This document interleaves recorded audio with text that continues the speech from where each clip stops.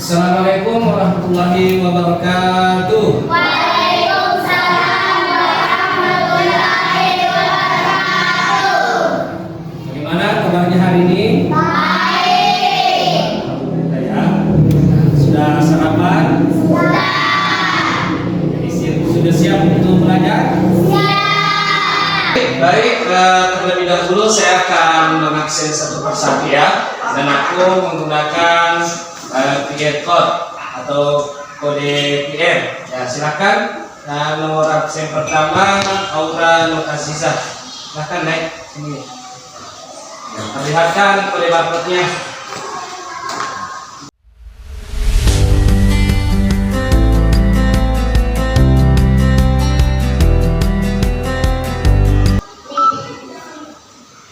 Ya, oke. Siapa lagi? Muhammad Rizky Difahri.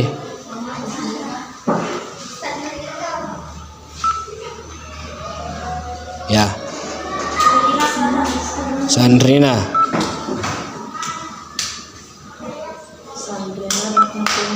Oke. Zahratul Aulia.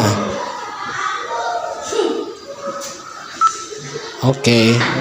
Ya, baik anak-anak sekalian, karena sudah siap untuk belajar, sudah siap untuk beraktivitas hari ini.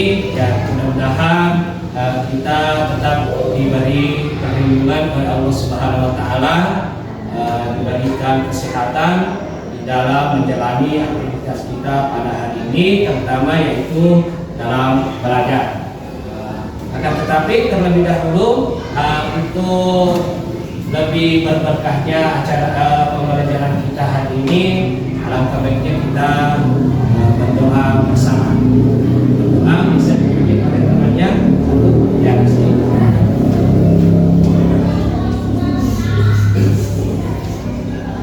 Mari kita bersama-sama berdoa sebelum belajar.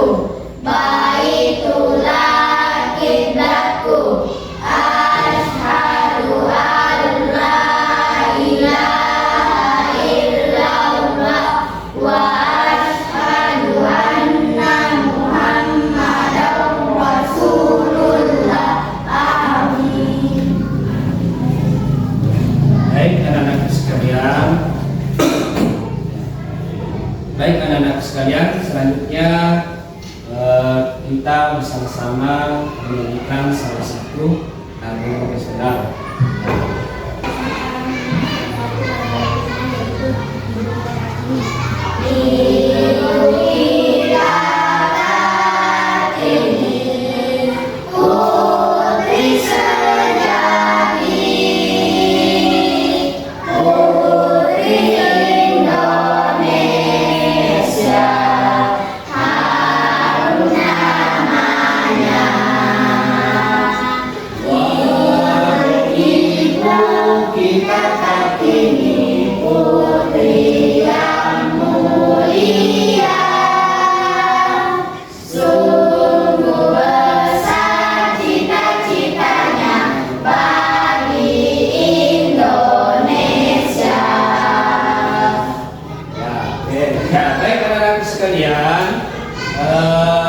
Jadi untuk pelajaran kita hari ini yaitu hendaknya saling memaafkan. Jadi memaafkan itu sangat baik untuk kita diterapkan dalam kehidupan sehari-hari kita supaya apa? Supaya kehidupan kita itu lebih bermakna, lebih bahagia, tidak ada konflik, tidak ada pertengkaran. Kenapa? Nah, karena sikap kita atau sifat kita ini selalu memaafkan orang lain apabila melakukan kesalahan.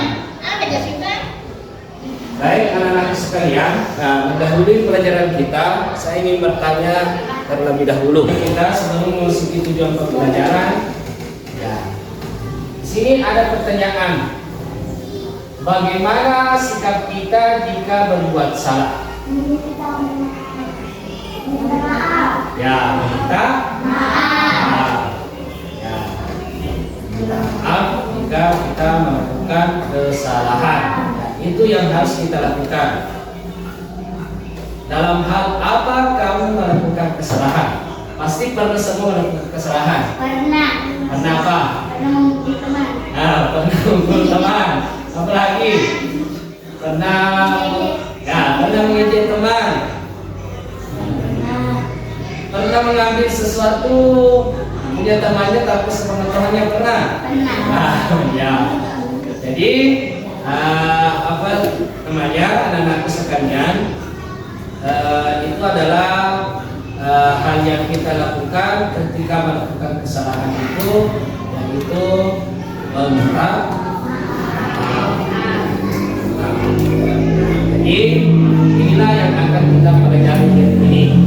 Kita akan belajar damai dengan saling memaafkan. Jadi sebelum kita masuki jam pelajaran kita bermain terlebih dahulu. Ya, permainannya seperti ini. Ya, kita bermain tepuk pagi, siang, malam saja ya.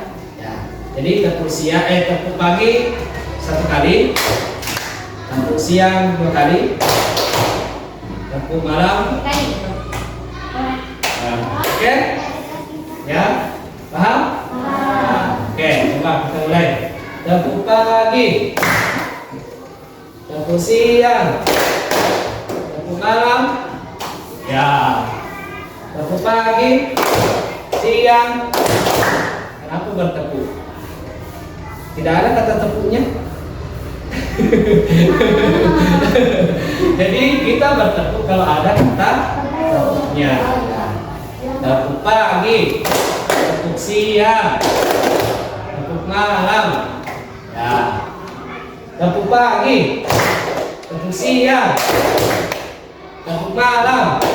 Pagi.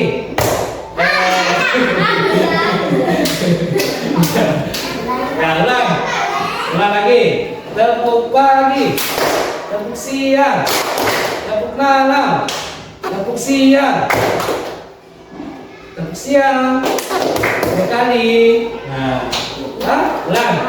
Tepuk pagi, tepuk siang, tepuk malam, tepuk siang, tepuk pagi, siang. Ya, oke, tepuk tangan untuk semua. Baik anak-anakku, pelajaran kita hari ini yaitu hidup damai dengan saling memaafkan. Jadi tujuan pembelajaran kita adalah menyebutkan arti penyesalan dan memaafkan, menjelaskan pentingnya adab penyesal dan memaafkan, ciri-ciri orang yang pemaaf, dan hikmah penyesalan dan memaafkan, dan mempraktikkan penyesalan dan memaafkan dalam kehidupan sehari-hari. Jadi ini adalah tujuan pembelajaran kita. Oke. Jadi pengertian maaf dan memaafkan. Ya, dalam Kamus Besar Bahasa Indonesia atau KBBI, maaf berarti penyesalan. Oke, kita tahu ya. Jadi maaf adalah artinya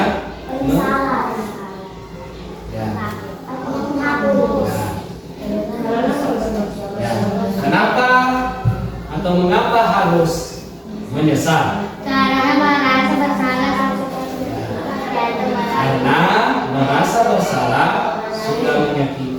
atau melukai badan, hati, atau merusak atau mengambil harta orang lain. Ya, kenapa harus menyesal? Ya, karena itu tadi.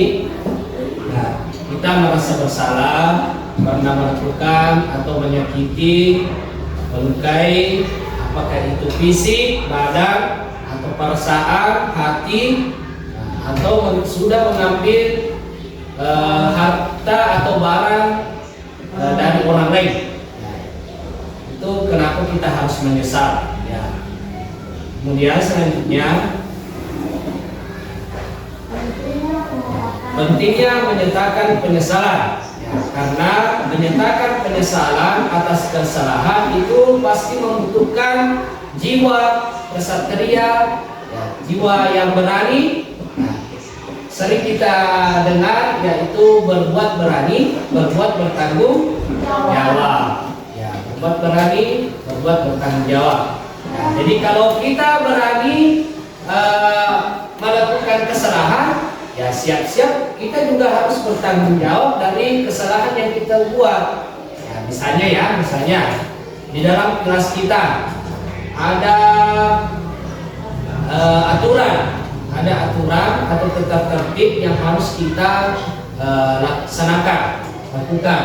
Misalnya di dalam aturan kelas kita, siapa yang terlambat masuk kelas atau datang ke sekolah, maka konsekuensinya adalah membersihkan toilet, misalnya. Nah, itu harus kita berani atau kita harus bertanggung jawab dari kesalahan yang kita perbuat. Kenapa kita membersihkan toilet? Karena kita datang terlambat, misalnya. Itu ya.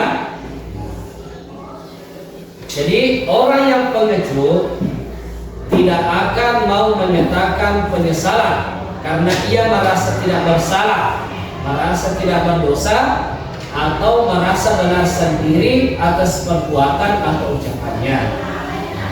Jadi orang yang orang yang berjiwa kesatria itu pasti ingin mengakui kesalahannya, pasti berani mengakui kesalahan atas kesalahan yang ia lakukan. Ya, beda dengan bagi orang yang pengecut. Orang pengecut itu pasti bersembunyi di balik kesalahannya, tidak berani untuk mengakui kesalahan yang dia lakukan. Itu tanda-tandanya orang pengecut. Ya, walaupun kita lihat orangnya kuat, kekar, tinggi, besar, ya, tapi kalau melakukan kesalahan, tidak mau mengakui kesalahannya atau bersembunyi dari kesalahannya, itu bisa dipastikan orang itu pengecut. Paham ya? Oke. Selanjutnya, ini adalah salah satu hadis Nabi Muhammad SAW, ya, yang artinya siapa yang merasa pernah berbuat aniaya kepada saudaranya, maksudnya adalah barang siapa yang pernah berbuat zalim, ya, kepada saudaranya, baik berupa kehormatan badan, harta, atau lain-lainnya, hendaknya segera meminta halal dan maafnya sekarang juga, sebelum datang suatu hari yang tiada manfaatnya harta dan dinar atau dirham. Jika ia punya amal soleh, akan diambil menurut penganiayaannya, dan jika tidak mempunyai kebaikan, maka diambil dari kejahatan orang yang dia dianiaya untuk ditanggungkannya kepadanya. Ya, maksudnya dari hadis ini adalah apabila kita pernah melakukan kesalahan atau mengambil hak orang lain, mengambil barang sesuatu orang lain, maka segeralah kita meminta maaf atau meminta halal dari harta atau barang yang pernah kita ambil. Ya, misalnya seperti ini. Mungkin suatu ketika waktu kita sekolah misalnya, ya, kita pernah mengambil barang milik teman kita tanpa sepengetahuannya, apakah misalnya bensin, ya, atau pulpen, karena kita mengambil barang teman kita tanpa sepengetahuannya, dan kita tidak ingin teman itu mengetahuinya kalau kita yang mengambilnya. Ya, maka segeralah kita meminta halalnya, kalaupun barang itu sudah tidak ada lagi. Misalnya Reza pernah mengambil barangnya Reski misalnya tanpa sepengetahuan Reski. Ya, jadi Reza mengambil pulpen Reski tanpa sepengetahuannya, itu sudah berlangsung lama. Ya, sampai ya ketika Reza dan Reski sudah besar, ya, sudah punya keluarga masing-masing misalnya ya. Ya, jadi Reza pergi ke Reski meminta maaf. Reski, pernah dulu waktu kita sekolah saya pernah mengambil pulpenmu. Nah, sekarang saya meminta halalnya, atau saya meminta pulpen itu dihalalkan bagi saya. Nah, begitu caranya. Ya, apabila itu berkaitan dengan harta atau barang yang pernah kita ambil. Ya, kalau melukai perasaan atau hati, ya kita meminta langsung. Ya, misalnya Reski, pernah dulu waktu sekolah saya mendidik kamu, saya mengetek kamu. Nah, sekarang saya minta maaf. Mohon sekiranya Reski bisa memaafkan. Nah, begitu. Nah, paham ya? Karena kenapa? Akan datang suatu waktu nanti yang uang itu tidak berguna lagi. Biar kita bayar berapapun, orang ingin memaafkan kita sudah tidak bisa lagi. Karena kenapa? Itu sudah berlaku di akhirat. Ya. Sesuai dengan hadis ini tadi, akan ada satu waktu nanti, suatu masa nanti, uang itu tidak berlaku lagi. Ya, seberapapun kekayaan kita, ya sebanyak apapun kekayaan kita itu tidak berlaku lagi kalau kita ingin membayar kesalahan yang kita pernah perbuat. Ya, karena kenapa? Kita sudah di akhirat. Ya, sesuai dengan hadis ini, ya, jika kita amal soleh kita akan dibayarkan ya ketika kita sudah melakukan kebaikan itulah yang akan diberikan kepada orang yang pernah kita zalimi atau kita pernah aniaya. Ya. Kalau kebaikan kita sudah habis, maka keburukan orang yang kita zalimi akan diberikan kepada kita. Itulah tentunya kita harus saling memaafkan atau meminta maaf ketika kita mempunyai kesalahan. Oke, lanjut. Ini adalah syarat menyatakan penyesalan yang baik. Ya. Mengakui kesalahan, ya. Itu yang pertama, harus mengakui kesalahan kita. Kemudian yang kedua, menyesali kesalahan. Yang ketiga, mencari alasan, ya harus dilakukan dengan sungguh-sungguh. Kemudian bertekad untuk tidak mengulangi lagi. Dengan kita berupa harta mengembalikan hak yang diambilnya. Di hadapan orang yang pernah dianiaya atau dizalimi. Ya, syaratnya dan adat menyatakan penyesalan atau meminta maaf yang baik. Kemudian itu tadi cara kita meminta maaf. Selanjutnya, mengapa harus memaafkan? Manusia yang baik bukan tidak pernah melakukan kesalahan. Tapi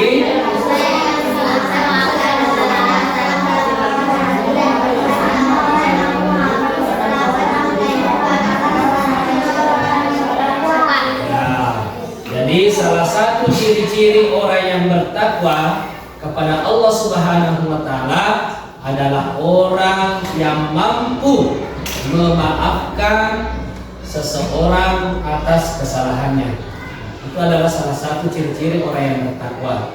Ya, jadi manusia yang baik bukan yang tidak pernah melakukan kesalahan, akan tetapi manusia yang bisa memaafkan kesalahan orang yang telah melukai hati dan perasaannya.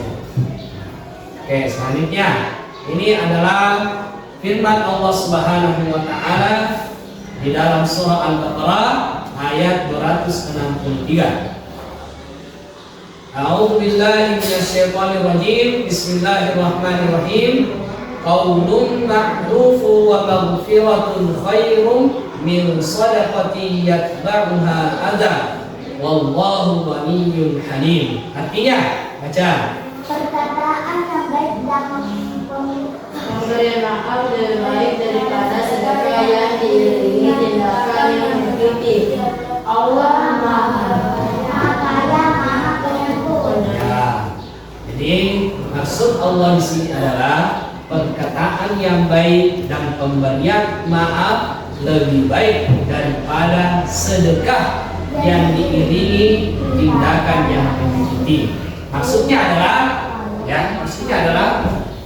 ada orang yang sering bersedekah tapi diiringi dengan perkataan yang tidak baik.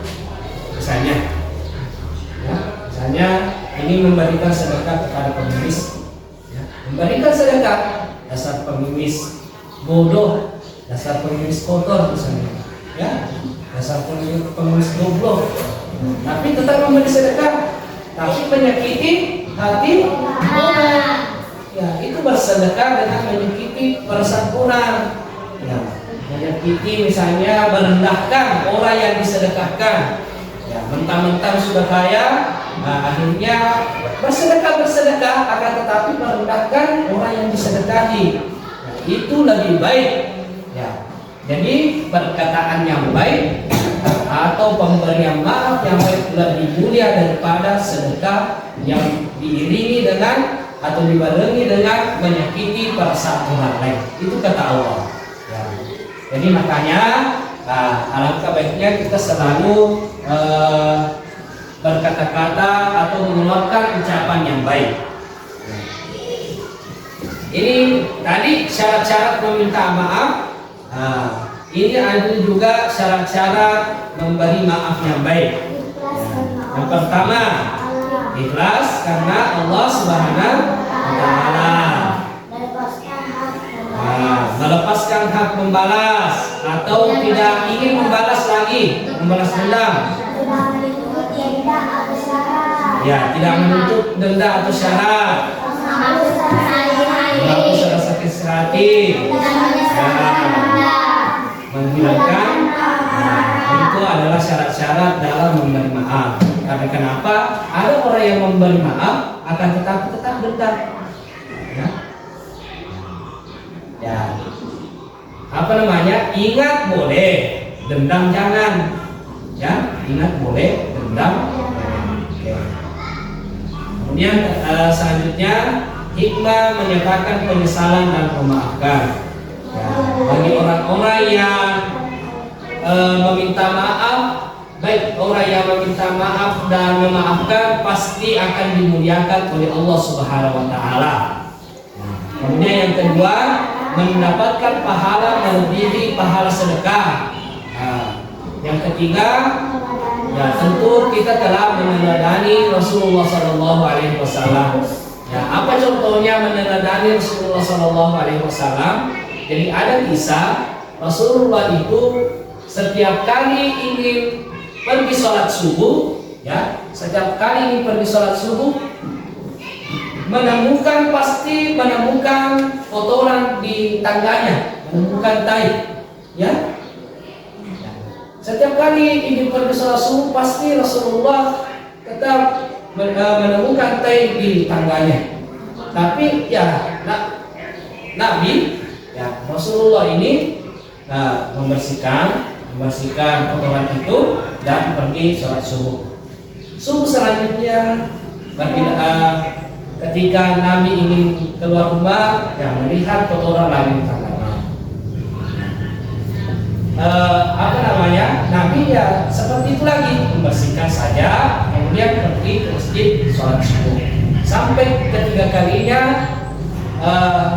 ketika Nabi ingin keluar rumah untuk berangkat sholat subuh, sudah tidak menemukan kotoran lagi. Nabi heran. Padahal Nabi sudah tahu kalau yang menaruh tai atau kotoran itu di tangganya adalah tetangganya sendiri.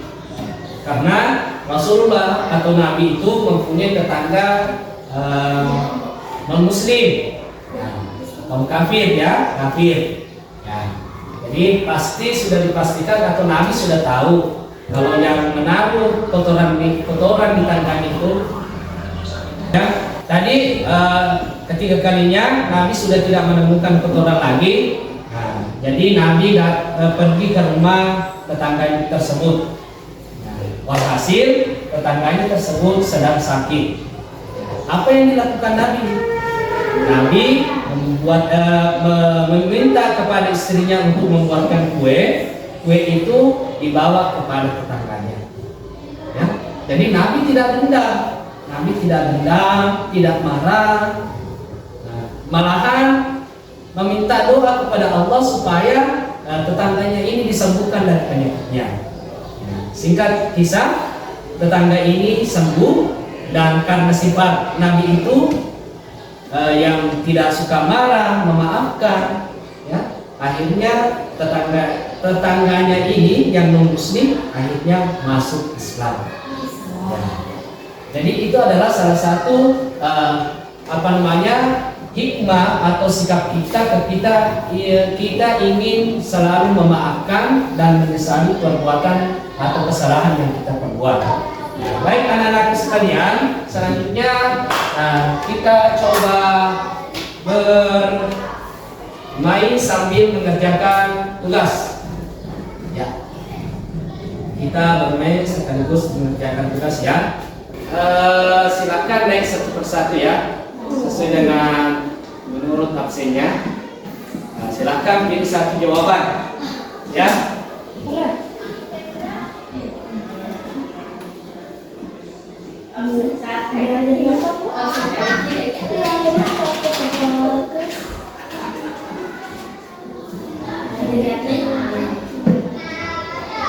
Nah, jadi nanti naik satu-satu, silakan. Dulu.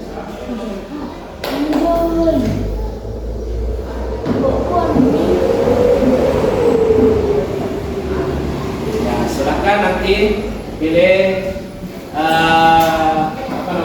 pilih sesuai dengan nomor, sesuai dengan yang disukai. Ya.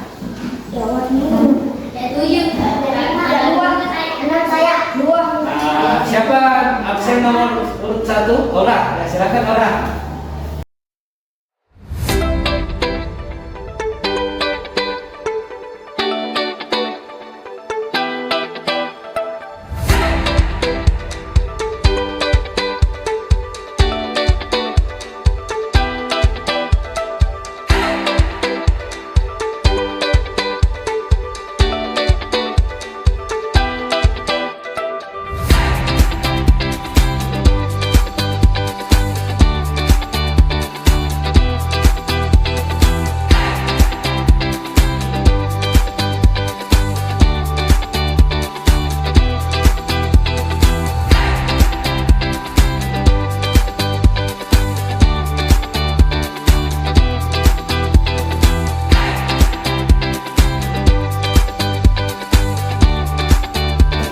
Baik ya, silakan lihat HP-nya,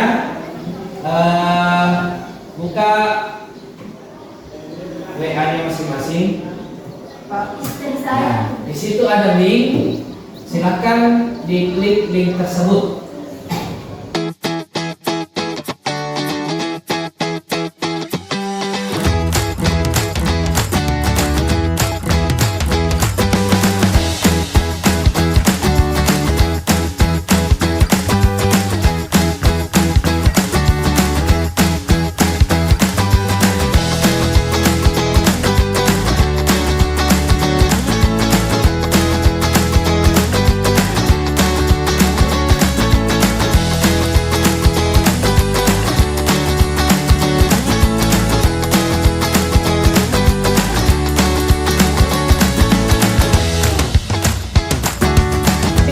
Sudah masuk semua? Sudah? Nah, jadi kalau sudah, silakan dimulai.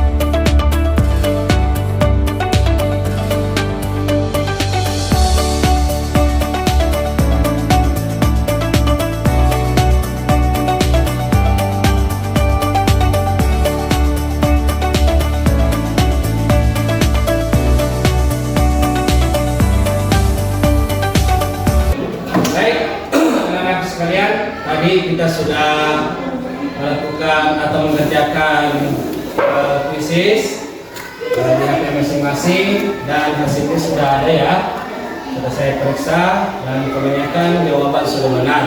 Ya, jadi alhamdulillah pelajaran kita hari ini dianggap tuntas ya. Jadi kesimpulan pelajaran kita hari ini yaitu dengan saling memaafkan itu bisa membuat kita lebih baik, ya, membuat kita lebih baik. Kemudian dengan meminta maaf mengajarkan kita nilai sopan santun, dan menambah keharmonisan, ketentraman di dalam kehidupan sehari-hari kita. Baik anak-anak sekalian, untuk mengakhiri pertemuan kita kali ini, ya kita tutup dengan berdoa bersama. Silakan pemimpin berdoa.